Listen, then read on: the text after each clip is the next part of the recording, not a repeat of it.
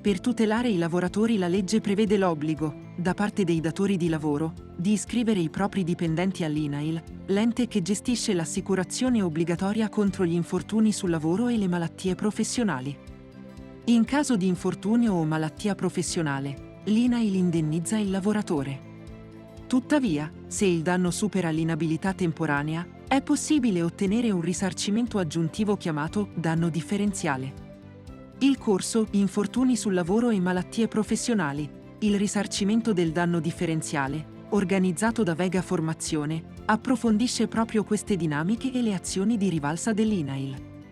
Tale percorso formativo, della durata di 4 ore, è rivolto ai datori di lavoro, ai dirigenti, ai preposti, agli RSPP, agli ASPP e agli HSE manager, offrendo loro una comprensione approfondita dei meccanismi di risarcimento. Fornisce inoltre strumenti utili per una gestione sicura e conforme delle problematiche legate agli infortuni sul lavoro.